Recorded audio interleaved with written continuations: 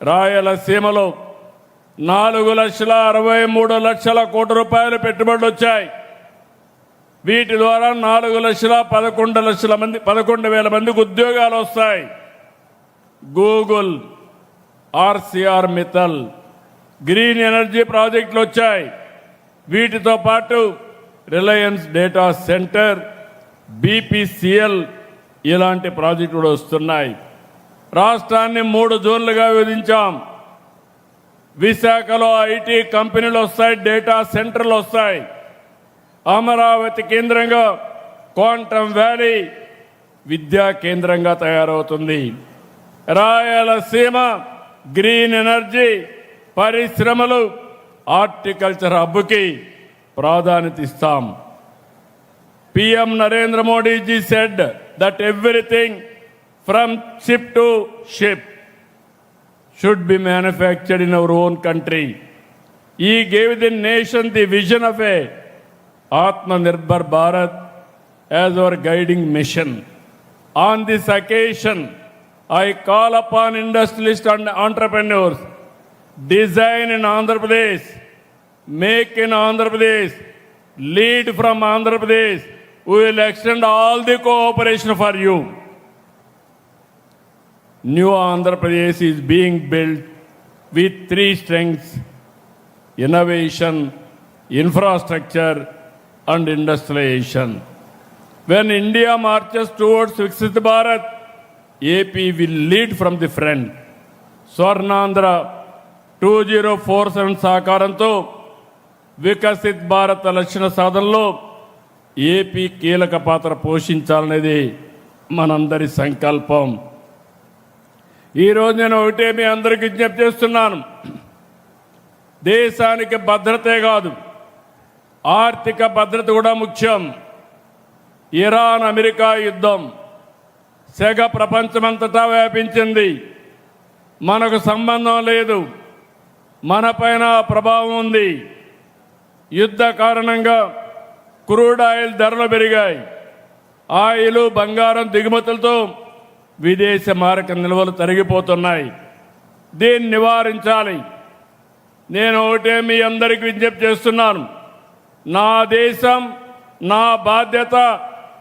దీనితో ప్రతి ఒక్కరూ స్పందించాలి. ప్రతి ఒక్కరూ కూడా భాగస్వాములు కావాలి. ఈ విషయంలో ప్రధాని మోడీ గారు 7 సూచనలు చేశారు.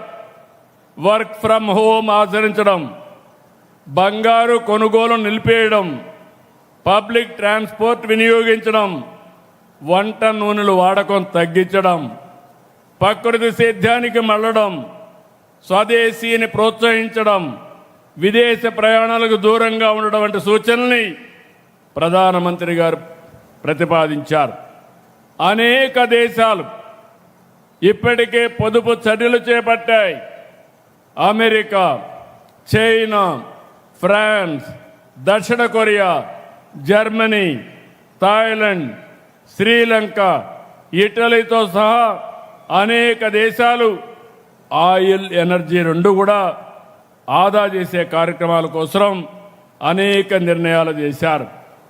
నేను ఇక్కడ మిమ్మల్ని అందరినీ కోరుతున్నాను, మనం కూడా బాధ్యతతో ముందుకు పోవాల్సిన అవసరం ఉంది. ప్రధాని చెప్పిన సూచనలే పాటిస్తూ మనం కూడా మన బాధ్యత కింద నిన్నే మేము కొన్ని నిర్ణయాలు తీసుకున్నాం. ఇంత మునుపంతా కూడా ఎక్కువ కాన్వాయిలు ఉండేటివి, అవన్నీ తగ్గించాం. ఈ 7 సూత్రాలని ఏ విధంగా అమలు చేయాలనో దీనికి కూడా ఒక ప్రోగ్రాం చాకౌట్ చేస్తున్నాం. ప్రతి ఒక్క వ్యక్తికి విజ్ఞప్తి చేస్తున్నాను, ఈ పుట్టపర్తి పవిత్ర స్థానం నుంచి ఇది ప్రపంచానికే ఒక సవాల్. అయితే భారతీయులుగా మనం ఆలోచించాల్సింది సవాలుని అధిగమించే విధంగా మనం ముందుకు పోవాల్సిన అవసరం ఉంది.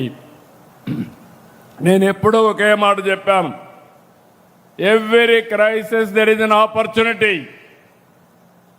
Even this crisis because of geopolitical situation we have to make it our convenient. We have to convert an opportunity and face it effectively. నేను ఇక్కడుండే పుట్టపర్తిలో మిమ్మల్ని కానీ రాష్ట్రంలో ఉండే 5 కోట్ల మందిని కోరుతున్నా, మనం అందరం కూడా ఆలోచించుకోవాల్సిన అవసరం ఉంది. ప్రధానమంత్రి గారు చెప్పిన పొదుపు ఉద్యమం మన రాష్ట్రం లీడ్ చేయాల్సిన అవసరం ఉందని చెప్పి కూడా నేను మీకు తెలియజేస్తున్నా. అది చేయడమే కాకుండా రాయలసీమ చరిత్రలో కొత్త అధ్యాయాన్ని రాసే ఈ కార్యక్రమానికి వచ్చిన మీ అందరినీ పేరు పేరున అభినందిస్తూ, ఇది ప్రారంభం మాత్రం, ఇది తిరుగులేని శక్తిగా రాయలసీమను తయారు చేసే బాధ్యత ఈ ఎన్డీఏ ప్రభుత్వాన్ని. దీన్ని అందిపుచ్చుకునే బాధ్యత ఇక్కడ ప్రజలది. దానికి సిద్ధంగా మనం కోరుకుంటూ, జై భారత్, జై తెలుగు తల్లి, జై హింద్.